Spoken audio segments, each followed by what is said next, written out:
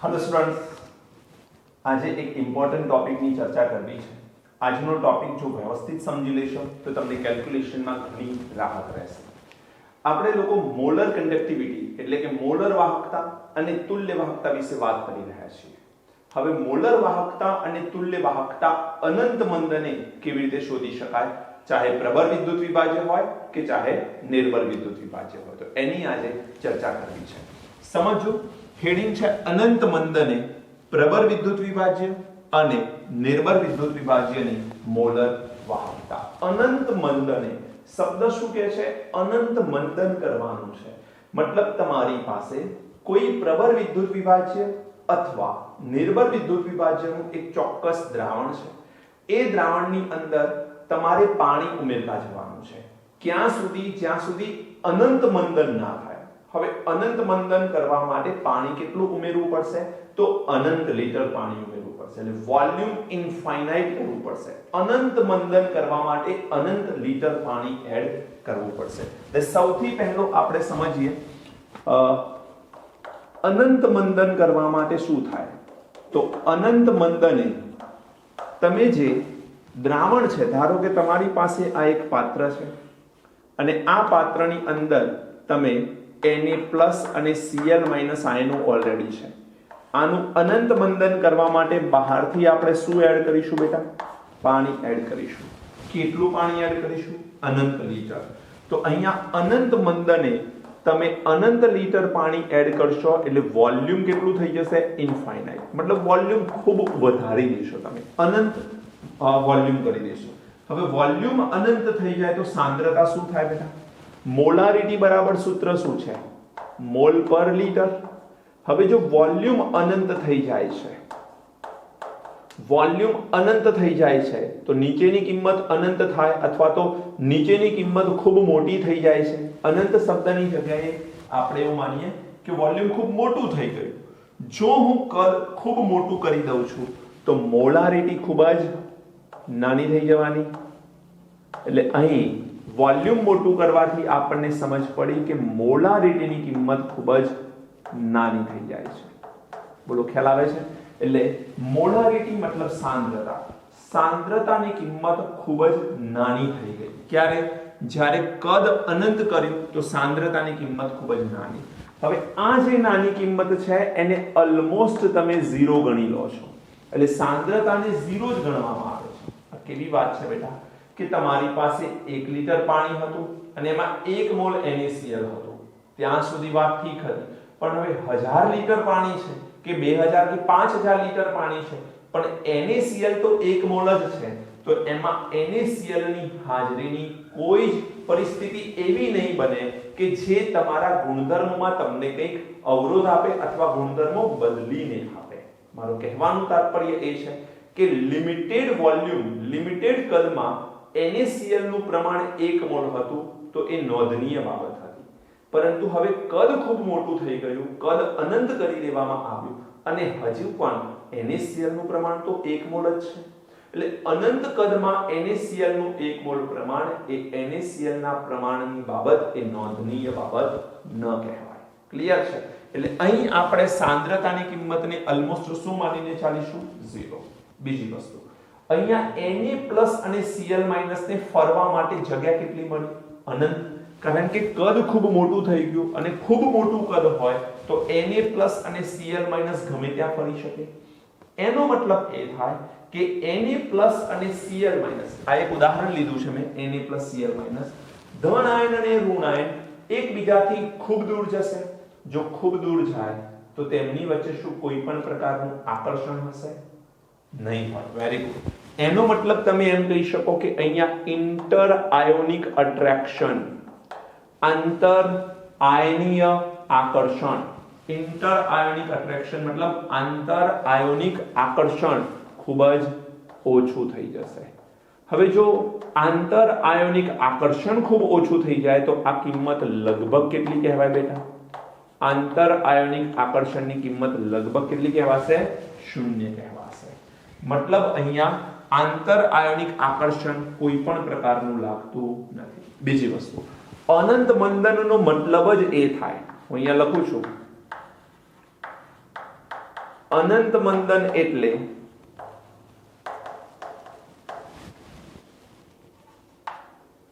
જે બિંદુએ અથવા જે મંદને દ્રાવણમાં રહેલા આયનો વચ્ચે આંતર આયનીય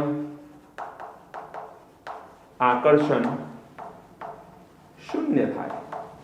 આ અનંત મંદનની વ્યાખ્યા જ એવું કહે છે કે અનંત મંદન એટલે શું? તો એવું મંદન કે જે દ્રાવણમાં રહેલા આયનો વચ્ચે આંતર આયનીય આકર્ષણનું મૂલ્ય કેવું થઈ જાય?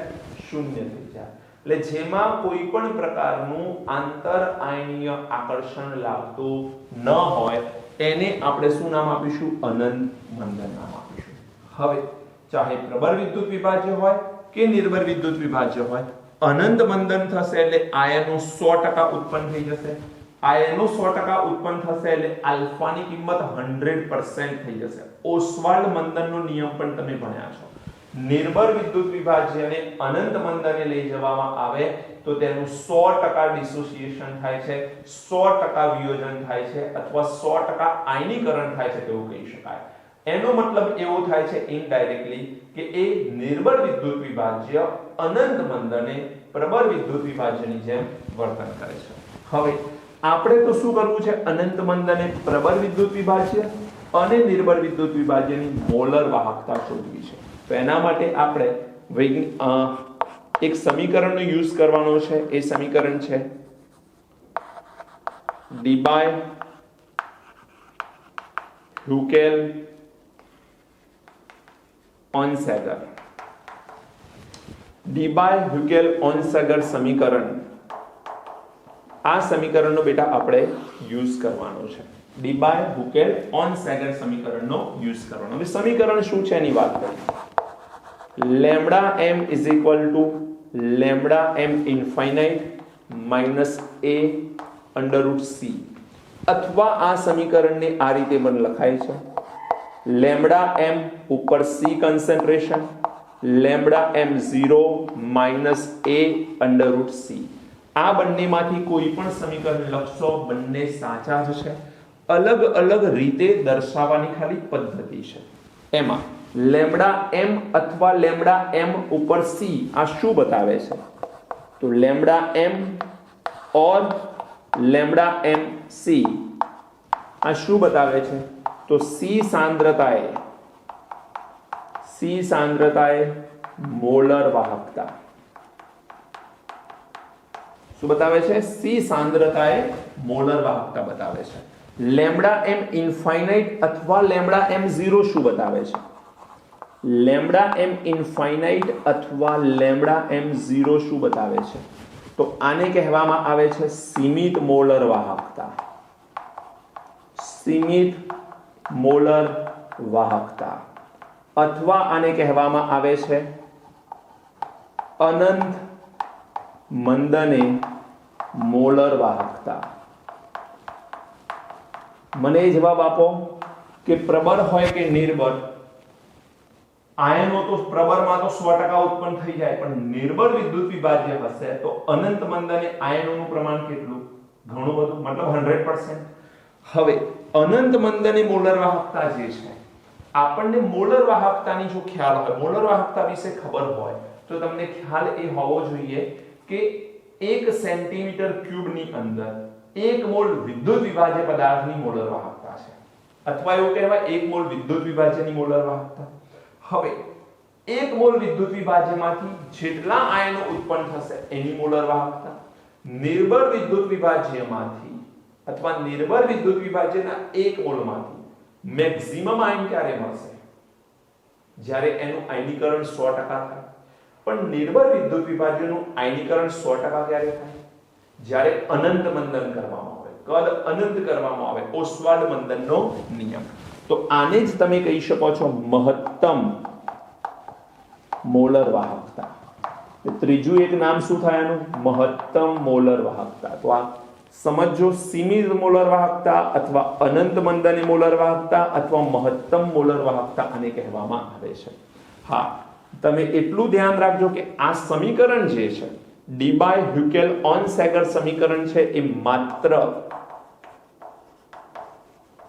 પ્રબળ વિદ્યુત વિભાજ્ય પદાર્થને જ લાગુ પડે છે. માત્ર કોને લાગુ પડે છે? આ પ્રબળ વિદ્યુત વિભાજ્ય પદાર્થને જ લાગુ પડે છે. આ ધ્યાનમાં રાખજો. હવે પ્રેક્ટિકલી ડી-બાય-હ્યુકેલ અને ઓન-સેગર જે વૈજ્ઞાનિકો છે એમને પ્રેક્ટિકલી એક ગ્રાફ ડ્રો કર્યો છે. સમજો ધ્યાનથી, ગ્રાફને સમજવાનો પ્રયત્ન કરીએ. એ પહેલા તમને એક સમીકરણ ખ્યાલ હશે, લેમ્બડા એમ અથવા lambda MC is equal to, આપણે મોલર વાહકતા શોધવાનું એક સમીકરણ બેટા ભણી ગયા છીએ. એ સમીકરણ શું છે? 1000, યાદ કરો બેટા, 1000 ઇન્ટુ કે અપોન એમ. જો હું આમાં ચેન્જીસ કરું અને નીચે સી એન કરી દઉં નોર્માલિટી, તો આ મોલર વાહકતાની જગ્યાએ શું થઈ જાય? તુલ્ય વાહકતા. આપણે ભણ્યા છીએ. ઓકે, હવે આ સમીકરણ છે 1000 ઇન્ટુ કે અપોન એન સેન્ટીમીટર ક્યુબમાં જ્યારે વેલ્યુ આપેલી હોય, સેન્ટીમીટર સ્ક્વેરમાં કે ની વેલ્યુ આપેલી હોય ત્યારની વાત છે. ઓકે, ચલો હવે આપણે એક ગ્રાફ પ્રાયોગિક રીતે સાબિત થયેલો ગ્રાફ છે, તો અહીંયા લખીશું આપણે પ્રાયોગિક રીતે પુરવાર થયેલ ગ્રાફ. આ પ્રાયોગિક રીતે પુરવાર થયેલ ગ્રાફ કોણે આપ્યો છે? ડી-બાય-હ્યુકેલ-ઓન-સેગરે આપ્યો છે. કે ગ્રાફ શું છે સમજો. તમારી પાસે આ જે અક્ષ છે ત્યાં છે લેમ્બડા એમ, મતલબ મોલર વાહકતા. લેમ્બડા એમ અથવા લેમ્બડા એમસી એ છે સી સાંદ્રતાએ મોલર વાહકતા, અને અહીં છે અંડરરૂટ સી. શું છે? Under root C. સી નું વર્ગમૂળ નીકાળ્યું છે. હવે આ જે કિંમત આવશે એને તમે શું નામ આપશો? તો આ જે કિંમત આવશે એને આપણે કહીશું અનંત મંદને સાંદ્રતા. શું નામ આપીશું બેટા? અનંત મંદને સાંદ્રતા. અથવા તમે આને કહી શકો છો સાંદ્રતાની કિંમત 0. આપણે એવું સ્પષ્ટ માનીએ છીએ કે અનંત મંદને મોલારિટી ખૂબ ઓછી હશે, એટલે એ મોલારિટીને શૂન્ય માનીએ છીએ. તો આ જે કિંમત છે એ 0 સાંદ્રતાની છે, એટલે અનંત મંદને સાંદ્રતા કહેશો અથવા c બરાબર 0 કહેશો. બંને સેમ કહેવાશે, કોઈ ચેન્જ નહીં આવે આમાં. ક્લિયર છે બેટા? ઓકે, લેમ્બડા એમ વર્સિસ અંડરરૂટ સી નો ગ્રાફ.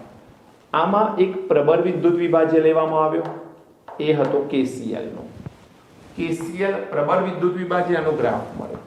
અને એક નિર્બળ વિદ્યુત વિભાજ્ય લેવામાં આવ્યો, એ હતો CH3COOH. તો એસિટિક એસિડ એક નિર્બળ વિદ્યુત વિભાજ્ય છે, એનો ગ્રાફ પણ પ્રાયોગિક રીતે કર્વ સ્વરૂપે મળ્યો, અને KCl નો ગ્રાફ આપણને સ્ટ્રેટ લાઈન મળ્યો. ઓકે, હવે બેટા મારે અનંત મંદને, તમે એક વસ્તુ સમજો, અનંત મંદને સીમિત મોલર વાહકતા મેળવવી છે. શબ્દ જુઓ, અનંત મંદને પ્રબળ વિદ્યુત વિભાજ્ય અને નિર્બળ વિદ્યુત વિભાજ્યની મોલર વાહકતા મેળવવી છે. હવે અનંત મંદન એટલે લેમ્બડા એમ ઇન્ફાઇનાઇટ અથવા લેમ્બડા એમ 0, જેને તમે શું કહી શકો સ્પષ્ટ લેંગ્વેજમાં? શૂન્ય સાંદ્રતાએ મોલર વાહકતા. હવે શૂન્ય સાંદ્રતા તો આ રહી, મતલબ આ પોઈન્ટ એ શૂન્ય સાંદ્રતાનો પોઈન્ટ છે, રાઈટ? આ જો ગ્રાફની હું વાત કરું તો આ પોઈન્ટ એક શૂન્ય સાંદ્રતાનો પોઈન્ટ છે. હવે શૂન્ય સાંદ્રતાએ મોલર વાહકતા મેળવવી છે, તો શું આ પ્રબળ વિદ્યુત વિભાજ્ય કે નિર્બળ વિદ્યુત વિભાજ્યનો ગ્રાફ આ ગ્રાફને ટચ કરે છે ખરો? તો કોઈ પણ જગ્યાએ ટચ કરતો નથી. એનો મતલબ તો એવો થાય કે અનંત મંદને સીમિત મોલર વાહકતા અથવા શૂન્ય સાંદ્રતાએ મોલર વાહકતાનું મૂલ્ય મેળવી શકાતું નથી. પરંતુ આપણે કામ કરી શકીએ છીએ. આ જે પ્રબળ વિદ્યુત વિભાજ્યનો ગ્રાફ છે એ સ્ટ્રેટ લાઈન મળી રહ્યો છે, જુઓ તમે ધ્યાનથી. હવે આ ગ્રાફને હું થોડુંક આગળ એક્સટેન્ડ કરી દઉં. આગળ એક્સટેન્ડ કરું તો આ પોઈન્ટ પર એ છેદે છે. આ છે આપણી y અક્ષ, આ છે x અક્ષ. તો x અક્ષ ઉપર 0 સાંદ્રતા છે અને y અક્ષ ઉપર 0 સાંદ્રતાએ આપણને શું મળે છે? મોલર વાહકતા. આ જે ગ્રાફને આપણે થોડુંક આગળ શિફ્ટ કર્યો છે આગળ લાઈન ડ્રો કરી છે એને કહેવાય એક્સ્ટ્રાપોલેશન કર્વ. શું કહીશું? એક્સ્ટ્રાપોલેશન કર્વ કહીશું. એક્સ્ટ્રાપોલેશન કર્વ મતલબ થોડું એક્સટેન્ડ કરી દીધું. પ્રેક્ટિકલી નથી મળતું પણ એવું માની લીધું કે સ્ટ્રેટ લાઈન મળે છે એટલે સીધે સીધી ત્યાં જ છેદશે. હવે જે જગ્યાએ આ છેદે છે એ જગ્યા પર સાંદ્રતાનું મૂલ્ય કેટલું બેટા? 0. અને સાંદ્રતાનું મૂલ્ય 0 તો આ પોઈન્ટ પર આપણને મળે શું? લેમ્બડા એમ ઇનફાઇનાઇટ. મતલબ શૂન્ય સાંદ્રતા એ મોલર વાહકતા. લેમ્બડા એમ ઇનફાઇનાઇટ પણ કહી શકો છો. આને તમે લેમ્બડા એમ 0 પણ કહી શકો છો. અનંત મંદને મોલર વાહકતા મળી. સીમિત મોલર વાહકતા પણ કહેવાય, અનંત મંદને મોલર વાહકતા પણ કહેવાય, મહત્તમ મોલર વાહકતા પણ કહેવાય. શૂન્ય સાંદ્રતાએ જે મોલર વાહકતા મળે છે એને આપણે લેમ્બડા એમ ઇનફાઇનાઇટ અથવા લેમ્બડા એમ 0 કહીશું. પરંતુ આ જે કિંમત મળી એ માત્ર કોની મળી? પ્રબળ વિદ્યુત વિભાજ્ય. KCL એક એક્ઝામ્પલ છે બેટા, પણ અહીંયા જે કિંમત મળી એ માત્ર કોની કિંમત છે? પ્રબળ વિદ્યુત વિભાજ્યની કિંમત છે. હજુ આપણે નિર્બળ વિદ્યુત વિભાજ્યમાં એક્સ્ટ્રાપોલેશન કર્વ ડ્રો કરીએ તો નિર્બળ વિદ્યુત વિભાજ્ય તો લગભગ આ ગ્રાફ ક્યાં જઈ રહ્યો છે? પેરેલલ, y અક્ષને પેરેલલ જઈ રહ્યો છે. જુઓ તમે ધ્યાનથી. શું આ બંને કોઈ જગ્યાએ છેદશે ખરા? એકબીજાને ક્રોસ કરશે? તો નહીં કરે. એનો મતલબ એ થયો કે આ પ્રયોગ દ્વારા પ્રબળ વિદ્યુત વિભાજ્યની અનંત મંદને સીમિત મોલર વાહકતા શોધી શકાય, પરંતુ નિર્બળ વિદ્યુત વિભાજ્યની અનંત મંદને મોલર વાહકતા અથવા સીમિત મોલર વાહકતા અથવા મહત્તમ મોલર વાહકતા શોધી શકાતી નથી. મતલબ સમજવાની કોશિશ કરો. પ્રબળ વિદ્યુત વિભાજ્યની અનંત મંદની મોલર વાહકતા મળી? બિલકુલ મળી. એક્સ્ટ્રાપોલેશન કર્વ કર્યો એટલે આપણને મળી ગઈ. નિર્બળ વિદ્યુત વિભાજ્યમાં એ પ્રયત્ન કરો તો આ બંને ગ્રાફ ક્યાં જઈ રહ્યા છે? પેરેલલ જઈ રહ્યા છે. અને પેરેલલ જઈ રહ્યા છે તો આપણને એક ક્યારે પણ છેદશે નહીં. મતલબ નિર્બળ વિદ્યુત વિભાજ્યની અનંત મંદને સીમિત મોલર વાહકતા અહીંયા પ્રાપ્ત થઈ શકે તેમ નથી. હવે અહીંયા તમારી પાસે એક a છે. c શું છે ખબર પડી ગઈ. લેમ્બડા એમ 0, લેમ્બડા એમ શું છે? હવે a ને શું કહેવાય છે? તો a ને કહેવામાં આવે છે ડી બાય હ્યુકેલ ઓનસેગર અચળાંક. શું કહેવાય છે? ડી બાય હ્યુકેલ ઓનસેગર અચળાંક કહેવામાં આવે છે. હવે આ અચળાંક કોના પર આધાર રાખે છે? તો યાદ રાખજો, અચળાંક એ વિદ્યુત વિભાજ્યના સ્વભાવ પર આધારિત છે. વિદ્યુત વિભાજ્યના સ્વભાવ પર આધાર રાખે છે. પણ એ સ્વભાવ યાદ રાખજો, વીજભાર આધારિત સ્વભાવની વાત છે. વીજભાર આધારિત સ્વભાવની વાત છે. એટલે હું કહેવા શું માંગુ છું? ધારો કે તમારી જોડે CaCl2 અને MgCl2 જેવા વિદ્યુત વિભાજ્ય પદાર્થ છે. હવે CaCl2 કે MgCl2 જેવા વિદ્યુત વિભાજ્ય પદાર્થ હોય તો કેલ્શિયમ ઉપર +2 વીજભાર આવે, મેગ્નેશિયમ ઉપર +2 આવે, Cl2 છે પ્રત્યેક ઉપર -1 વીજભાર આવે. તો અહીં જો ધન આયનનો વીજભાર સમાન છે, ઋણ આયનનો વીજભાર પણ સમાન છે, તો આના માટે A સમાન આવશે. મતલબ આ બંને વિદ્યુત વિભાજ્ય માટે A ની કિંમત સમાન આવશે. ધારો કે તમારી પાસે છે NaCl અને તમારી પાસે છે KCl, તો Na+Cl K+Cl તો Na ઉપર +1, K ઉપર +1, Cl પર -1, Cl પર -1, તો આ બંનેનો A પણ કેવો આવશે? સમાન આવશે. મતલબ એ અચળાંક એ વીજભાર પર આધાર રાખે છે. જેના વીજભાર સમાન એના માટે A ની કિંમત સમાન. આ યાદ રાખવું પડશે તમારે. બીજી વસ્તુ, CaCl2 અને NaCl આ બેનો શું એ સમાન આવશે? ના, કારણ કે ધન આયન બદલાઈ ગયો. તો અહીંયા આપણે એવું જરૂર કહી શકીએ કે A ની કિંમત એ વીજભાર પર આધાર રાખે છે. વિદ્યુત વિભાજ્ય પદાર્થના વીજભાર પર A ની કિંમતનો આધાર રહેલો છે. બોલો, ખ્યાલ આવે છે બેટા? તો આ પોઈન્ટ તમને ખ્યાલ રહેવો જોઈએ. હવે આપણી સામે એક સમસ્યા આવીને ઊભી છે. એ સમસ્યા એ છે કે પ્રબળ વિદ્યુત વિભાજ્યની અનંત મંદ અને સીમિત મોલર વાહકતા તો ગ્રાફ પરથી મળી ગઈ, પરંતુ નિર્બળ વિદ્યુત વિભાજ્યની અનંત મંદ અને સીમિત મોલર વાહકતા મળતી નથી. તો આ ગ્રાફ ઉપરથી જે નિર્બળ વિદ્યુત વિભાજ્યની અનંત મંદ અને સીમિત મોલર વાહકતા નથી મળતી એ શોધવા માટે આપણે એક નિયમનો અભ્યાસ કરીશું. એ નિયમ છે કોહલરાશનો નિયમ. એ શું છે એની ચર્ચા કરીએ. પહેલા તમે આને નોટ કરો, પછી આપણે કોહલરાશના નિયમ વિશે વાત કરીએ. હવે ઇમ્પોર્ટન્ટ ટોપિકની વાત થવા જઈ રહી છે. કોહલરાશનો આયનોના સ્વતંત્ર અભિગમનો નિયમ. કોહલરાશનો નિયમ જે છે એ પ્રબળ અને નિર્બળ એમ બંને પ્રકારના વિદ્યુત વિભાજ્ય પદાર્થને લાગુ પાડી શકાય છે. તમે સમજવાની કોશિશ કરજો કે પ્રબળ વિદ્યુત વિભાજ્ય હોય તો એનું 100% આયનીકરણ થાય છે, એ વાત તો આપણને ખ્યાલ છે. પરંતુ નિર્બળ વિદ્યુત વિભાજ્ય પણ 100% આયનીકરણ પામી શકે છે. ક્યારે? જ્યારે તેનું અનંત મંદન કરવામાં આવે. ઓસ્વાલ્ડ મંદનનો નિયમ. ઓસ્વાલ્ડના નિયમ પ્રમાણે અનંત મંદન કરવામાં આવે તો નિર્બળ વિદ્યુત વિભાજ્ય પણ પ્રબળની જેમ વર્તે.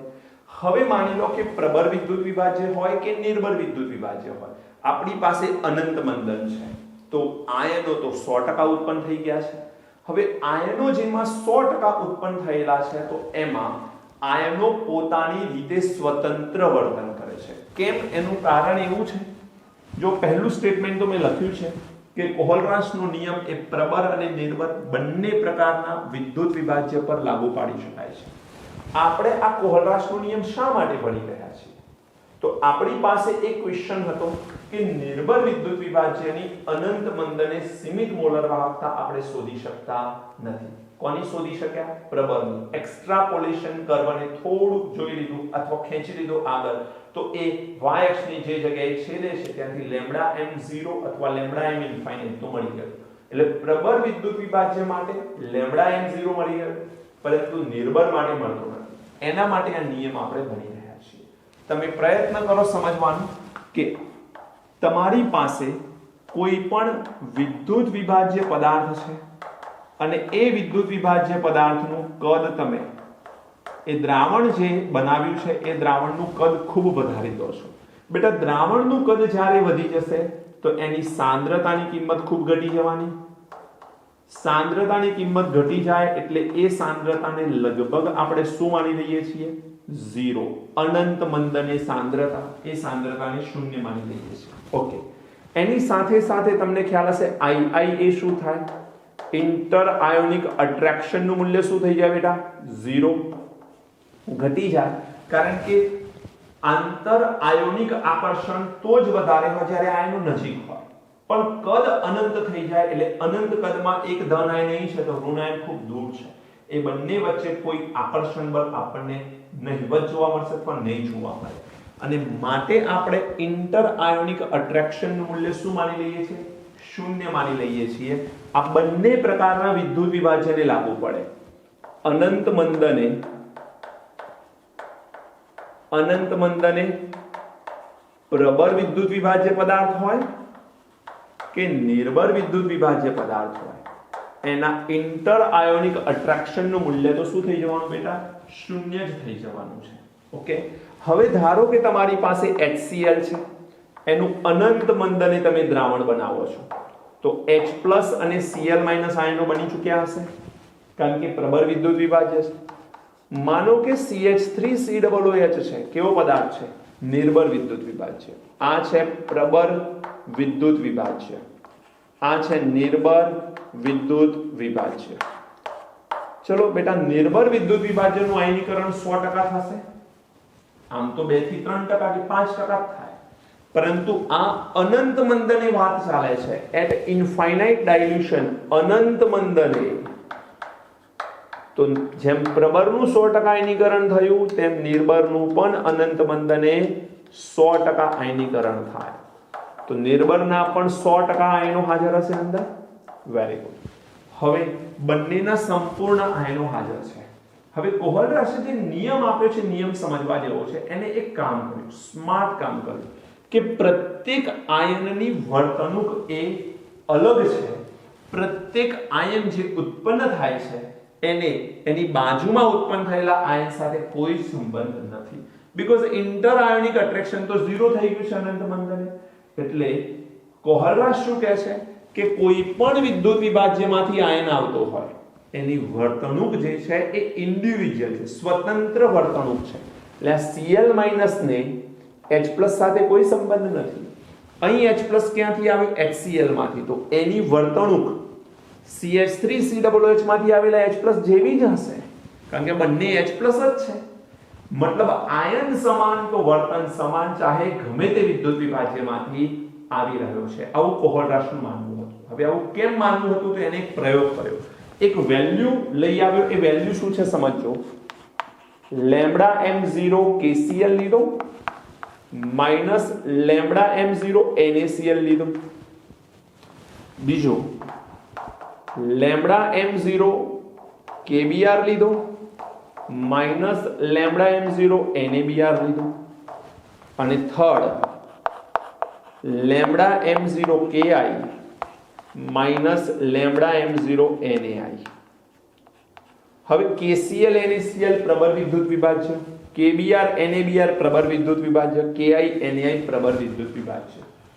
પ્રબળ નિર્બળ સાથે સંબંધ આમ તો છે નહીં, કારણ કે બંને સંપૂર્ણ આયનો અહીંયા ઉત્પન્ન કરે છે. પરંતુ બેટા આમાં કયો આયન સમાન દેખાય છે? તો Cl- આયન સમાન દેખાય છે. તો અહીંયા જે ડિફરન્સ આવશે એ કોનો આવશે? K અને Na નો. અહીં કયો આયન સમાન દેખાય છે? Br. તો અહીં જે ડિફરન્સ આવશે એ ડિફરન્સ કોનો આવશે? K અને Na નો. અને અહીં આયન કયો સમાન દેખાય છે? I. તો અહીંયા જે ડિફરન્સ આવશે એ પણ K અને Na નો. તો KCl માંથી K+ આવે અને NaCl માંથી Na+ આવે, KBr માંથી K+ આવે, NaBr માંથી Na+ આવે, Ki માંથી K+ આવે અને NaI માંથી Na+ આવે. કરવાનું શું? આ K+ કે KBr નો K+ કે Ki નો K+ સમાન જ વર્તણૂક ધરાવે છે, આવું કોહલરાશે કીધું. સિમિલરલી NaCl નો Na+, NaBr નો Na+ અને NaI નો Na+ સમાન વર્તણૂક જ ધરાવે છે. અને આનો ડિફરન્સ જોવામાં આવ્યો તો બધાનો સમાન મળ્યો 23.4 siemens centimetre square mall inverse. આ ડિફરન્સ મળ્યો. મતલબ KCl નો K+ અને NaCl નો Na+, KBr નો K+, NaBr નો Na+, Ki નો K+, NaI નો Na+ સમાન કિંમત આપે છે. ડિફરન્સ સમાન જ આવ્યો બેટા.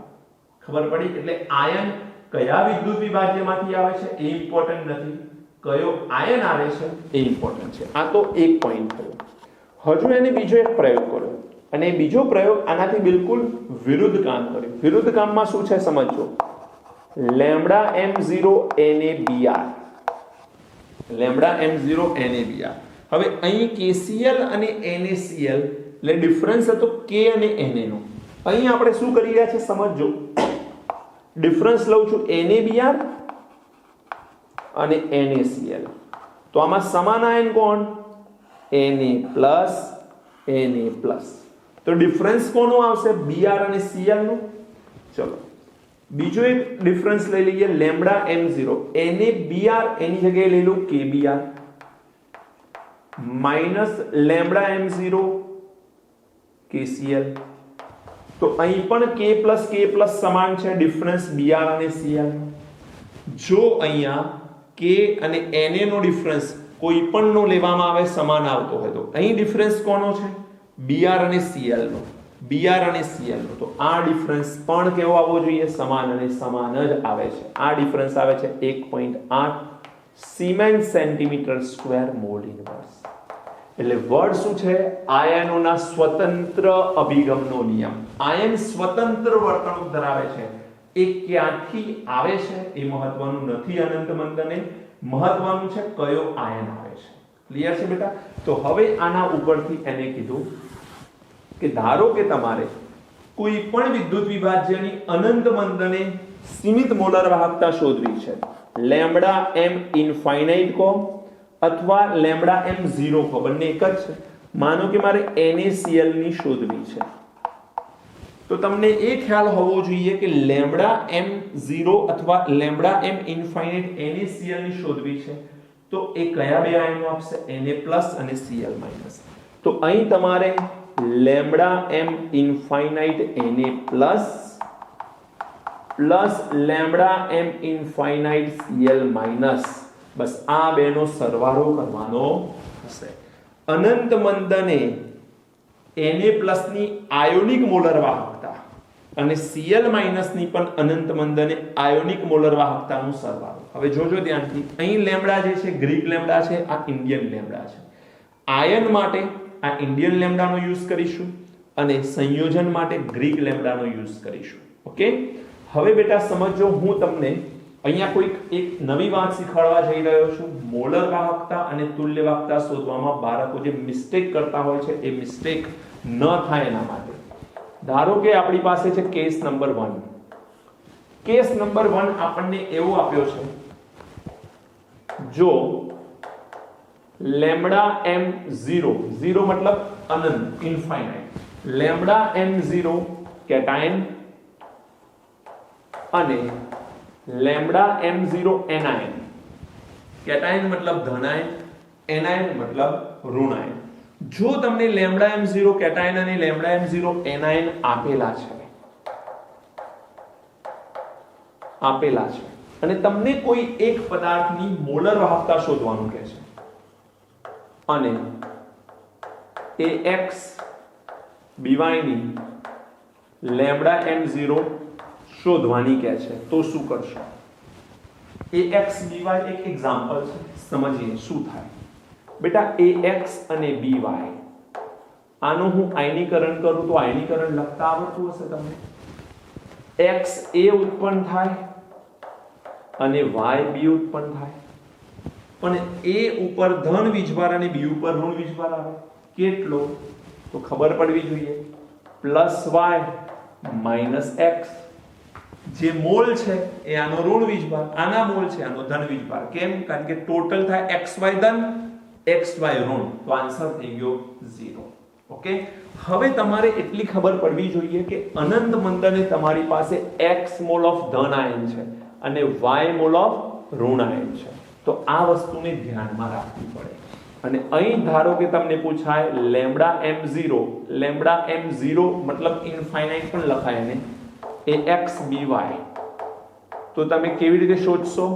તો અહીંયા X mall of lambda m0 A plus Y mall of lambda m0 B minus X. આ ધ્યાનમાં રાખજો બેટા, મતલબ ધન આયન તરીકે છે A પ્લસ Y, તો A પ્લસ Y એના મોલ કેટલા? X, તો આગળ X લખવાના. B માઇનસ X એના મોલ કેટલા? તો Y, તો આગળ મોલ લખવાના. મોલર વાહકતામાં ધન આયનના મોલ અને ઋણ આયનના મોલ જે પણ હોય એને લેમ્બડા m ના સમીકરણમાં મૂકવાના કમ્પલસરી. જો બીજું એક એક્ઝામ્પલ હું તમને આપું, રૂટીન એક્ઝામ્પલ, જેનાથી કદાચ વધુ ફાયદો તમને થશે, એ છે ધારો કે Al2SO4 થ્રાઇસ છે અને તમને એમ કહે છે કે આની મોલર વાહકતા શોધો. તો પહેલા તો આનું આયનીકરણ આવડે, 2Al3+ and 3SO4 2-, આવું આવે કે નહીં? હવે બેટા મારે લેમ્બડા m0 Al2SO4 થ્રાઇસ શોધવો છે. લેમ્બડા m0 Al2SO4 થ્રાઇસ શોધવો છે. શું કરીશું? Lambda m0 Al3+ plus lambda m0 SO4 2-, right? શું આનાથી કામ થઈ જશે? ના. મોલર વાહકતામાં નંબર ઓફ મોલ ને આપણે ધ્યાનમાં લઈશું. કેટલા એલ્યુમિનિયમ છે બેટા? 2, તો આગળ શું આવશે? 2 મોલ. અહીં કેટલા SO4 છે? 3, તો અહીંયા શું આવશે? 3 મોલ. તો આવી રીતે તમને ઘણી વખતે આપણે એક્ઝામ્પલ હમણાં થોડી વારમાં જોઈશું એટલે ખ્યાલ આવશે કે Al3+ અને SO4 2- ની તમને અનંત મંદ અને સીમિત મોલર વાહકતા આપી દેશે અથવા આયોનિક મોલર વાહકતા આપી દેશે. એનો સરવાળો કરવાનો, ગુણાકાર કરવાના એના મોલ વડે અને ફાઇનલ પદાર્થની મોલર વાહકતા શોધવાની થશે. ધારો કે તમને આપે છે કેસ નંબર 2, તો આ કેસ નંબર 2 ની અંદર આપણે અહીંયા લેમ્બડા m0 કેટાયન છે એની જગ્યા પર માનો કે તમને આપે છે લેમ્બડા ઇક્વિવેલેન્સ કંડક્ટિવિટી, મતલબ કેટાયનની કેટાયનની તુલ્ય વાહકતા આપી છે અનંત મંદને અને લેમ્બડા EQ0 એનાયન આપેલા છે, આ આપેલા છે અને તમને એમ પૂછે છે કે AX BY ની લેમ્બડા EQ0 કેટલી, લેમ્બડા EQ શોધવાની તમને પૂછી છે। તો આ કન્ડિશનમાં તો ઇક્વિવેલેન્સ કન્ડક્ટિવિટી શોધવાની થાય, રાઈટ। તુલ્ય વાહકતા જ્યારે શોધવાની થાય તો તુલ્ય વાહકતા આયનની તુલ્ય વાહકતાનો સરવાળો થાય। તો એમાં ધ્યાન શું રાખવાનું, એક સિમ્પલ ફેરફાર છે, જરા ધ્યાન રાખજો। AX BY નું હું આયનીકરણ કરીશ તો XA પ્લસ YB, ચલો બીજવાર આનો પ્લસ Y આનો માઈનસ X, ઓકે। હવે જોજો શું થાય છે, લેમ્બડા EQ0 કોની, AX BY ની બરાબર અહીંયા આવશે લેમ્બડા EQ0 અનંત મંદને મોલર વાહકતા કોની, ધન આયનની, ધન આયન કોણ છે, A plus Y plus lambda EQ B minus X ઋણ આયનની તુલ્ય વાહકતા હોય તો મોલ વડે ગુણવાની જરૂર નથી, કારણ કે 1 ગ્રામ ઇક્વિવેલેન્સ આવે છે। ગ્રામ ઇક્વિવેલેન્સ મતલબ 1 ગ્રામ ઇક્વિવેલેન્સ એટલે એક જ આયન લેવાનું થશે, એક જ આયન લેવાનું થશે। નંબર ઓફ મોલ લઈશું તો અગેન એ મોલર વાહકતા થઈ જશે। બેટા ધ્યાન રાખજો, ભૂલ ના થાય, જ્યારે તુલ્ય વાહકતા શોધવાની હોય તો મોલને ધ્યાનમાં નહીં લઈએ અને મોલર વાહકતા લેવાની હશે તો મોલને ધ્યાનમાં લઈશું। આ પોઈન્ટ બરોબર સમજી લેજો, ઓકે।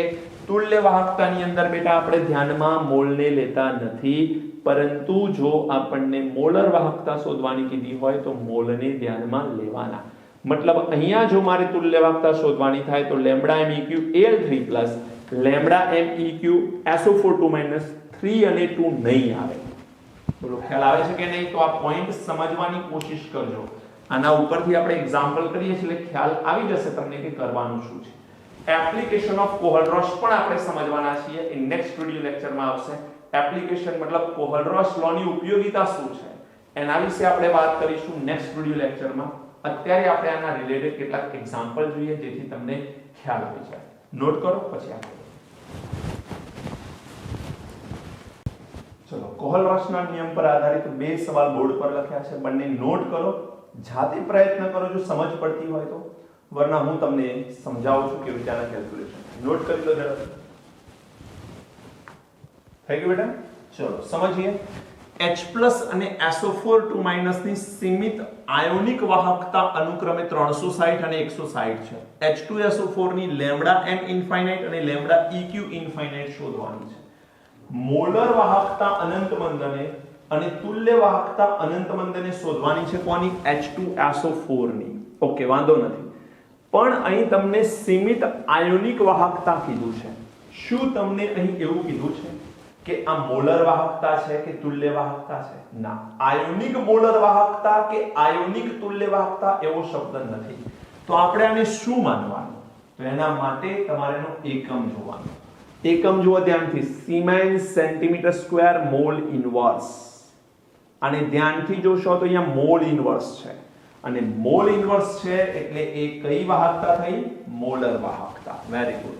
તો અહીંયા આપણને મળી ગઈ લેમ્બડા m, ઇન્ડિયન લેમ્બડા આવશે, લેમ્બડા m0h+ કેટલી છે? 360 siemens centimetre square mall inverse.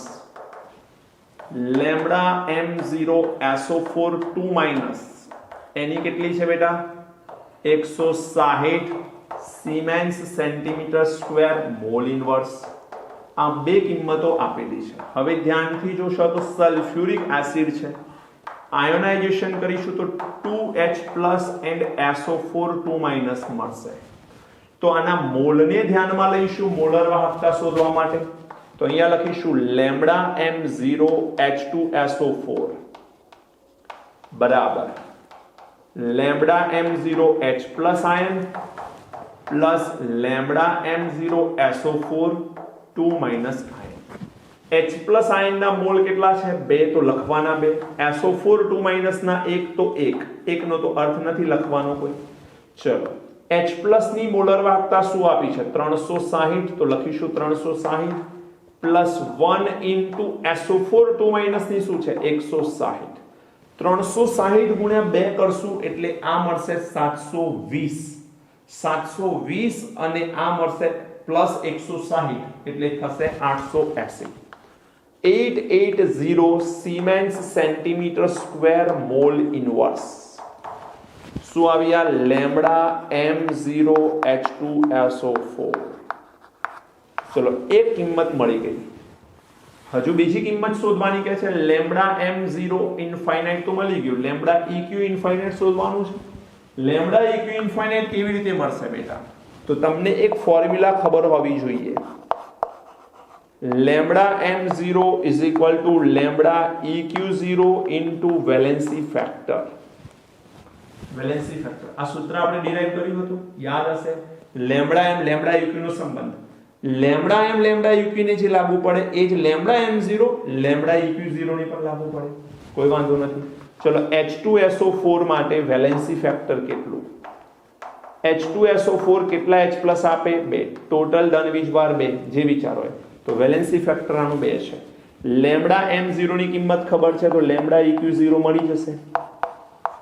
Lambda m0 upon valency factor 880 upon 2, answer is 440. એકમ શું આવે? સિમેન્સ સેન્ટીમીટર સ્ક્વેર ગ્રામ ઇક્વિવેલેન્સ ઇનવર્સ. આ લેમ્બડા eq0 કોનો? H2SO4 નો. તો તમને ફોર્મ્યુલા યુઝ કરતા આવડવી જોઈએ. અહીંયા મોલ વડે આપણે મોલને ધ્યાનમાં લીધા છે. આ જો આપેલી હોત કિંમત એને મોલને ધ્યાનમાં ન લેતા. જુઓ આની કિંમત જુઓ. કેલ્શિયમ 2+ અને PO4 3- ની સીમિત આયોનિક વાહકતા. આમાં પણ તમને સીમિત આયોનિક વાહકતા શબ્દ આપ્યો છે. મોલર વાહકતા કે તુલ્ય વાહકતા શબ્દ નથી આપ્યો. કેટલો છે? x અને y છે. એકમ જો સિમેન્સ સેન્ટીમીટર સ્ક્વેર ગ્રામ ઇક્વિવેલેન્ટ ઇનવર્સ. તો lambda m infinite Ca3PO4 twice નું આપણે શોધવું છે. શું કરીશું બેટા?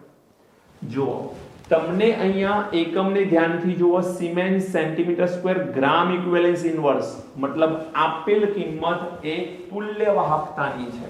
તો અહીંયા લખીશું લેમ્બડા eq 0 કન્સન્ટ્રેશન, સીમિત છે એટલે 0 આવશે. કેલ્શિયમ +2 એની કિંમત છે x સિમેન્સ સેન્ટીમીટર સ્ક્વેર ગ્રામ ઇક્વિવેલેન્સ ઇનવર્સ. અને લેમ્બડા eq0 બીજો આપેલો છે PO4 3- એની કિંમત છે y સિમેન્સ સેન્ટીમીટર સ્ક્વેર ગ્રામ ઇક્વિવેલેન્સ ઇનવર્સ. તમને અહીં મોલર વાહકતા શોધવાની કીધી છે, આપેલી છે તુલ્ય વાહકતા, કોઈ વાંધો નથી બેટા. મોલર વાહકતાની કિંમત લેમ્બડા m0 Ca3PO4 ટ્વાઇસ આ કિંમત મેળવવી હોય તો કરવાનું શું? Ca3PO4 ટ્વાઇસ નું આયનીકરણ કરી દો. પહેલા તો આયનીકરણ કરશો એટલે શું મળશે? 3 mall Ca+2 and 2 mall of PO4 3- મળે આવું. હવે લેમ્બડા m શોધવાનો હોય તો એક્ચ્યુઅલમાં તો આપણે આ બધાનો સરવાળો કરવો પડે, પણ એવું કરવાથી અહીંયા ફાયદો થવાનો નથી. કેમ? અહીં તમારે મોલર વાહકતા શોધવી છે, આપેલી છે તુલ્ય વાહકતા. તમારે તો સિમ્પલ ફોર્મ્યુલા યુઝ કરવાનો થશે. ડાયરેક્ટ લખું છું lambda m0 is equal two lambda eq0 into valency factor. ચલો વેલેન્સી ફેક્ટર તો કહી દો આનું કેટલું થાય. કોઈ પણ ક્ષાર આપેલો હોય, મેં શીખવાડ્યું છે તમને, કોઈ પણ ક્ષાર આપેલો હોય તો કુલ ધન વીજભાર અથવા કુલ ઋણ વીજભાર કેટલો છે? 3 દુ 6, 3 દુ 6. તો અહીં તમે લખી શકો વેલેન્સી ફેક્ટર 6 આપેલો છે. તો આ તો મળી ગયું. આ તમે અહીંયાથી શોધશો એટલે લેમ્બડા m0 મળી જશે. ચલો lambda eq0 calcium phosphate Ca3PO4 twice is equal two lambda eq0 calcium +2 plus lambda eq0 PO4 3-. Okay, કિંમતો જે આપી છે કિંમતો મૂકી દો બેટા. x plus y. જુઓ તમે ધ્યાનથી, અહીં મેં મોલને ધ્યાનમાં નથી લીધા. કેમ ના લીધા? બીકોઝ આ તુલ્ય વાહકતા છે. મોલર વાહકતામાં મોલને ધ્યાનમાં લેવાના, તુલ્ય વાહકતામાં મોલને ધ્યાનમાં નહીં લેવાના. તો આ કિંમત x પ્લસ y આવી ગઈ. Lambda 0 eq Ca3PO4 twice. આની આપણે લેમ્બડા eq ની કિંમત લઈ આવે x પ્લસ y. હવે આ ફોર્મ્યુલા છે, આ ફોર્મ્યુલાનો યુઝ કરવાના છીએ આપણે. ચલો, તો lambda m0 is equal two lambda eq0 into valency factor. બેટા વેલેન્સી ફેક્ટર ખબર છે, લેમ્બડા eq ખબર છે, કિંમત મૂકો. x plus y into valency factor કેટલો થાય? 6. તો આ થઈ ગયો લેમ્બડા m0. એકમ siemens centimetre square mole inverse. ઘણી વખતે તમને આ જ જવાબ આપેલો હશે ઓપ્શનમાં, પણ એકમ અલગ પણ આપીને આનો આ જવાબ આપશે. Siemens centimetre square gram equivalence inverse, siemens centimetre square mole inverse બંને હશે x પ્લસ y ઇન્ટુ 6 કરીને. તો ધ્યાન રાખજો, મોલર વાહકતા હોય તો મોલ ઇન્વર્સ વાળો જવાબ, અને તુલ્ય વાહકતા હોય તો ગ્રામ ઇક્વિવેલન્સ ઇન્વર્સ વાળો જવાબ આવશે. ઓકે, આઈ હોપ તમને સમજ પડી હશે. હજુ આપણે કોહલરાશના નિયમની એપ્લિકેશન સમજવાના છે નેક્સ્ટ લેક્ચરની અંદર. એ એપ્લિકેશન્સને સમજી લીધી તમે અને એપ્લાય કરતા આવડી ગઈ તો આ ક્વેશ્ચન પર અથવા ટોપિક પર આધારિત કોઈ પણ સવાલ તમે આસાનીથી કરી શકશો. ઓકે બેટા, ચલો મળીએ છીએ નેક્સ્ટ વિડિયો લેક્ચરમાં. Thank you. God bless.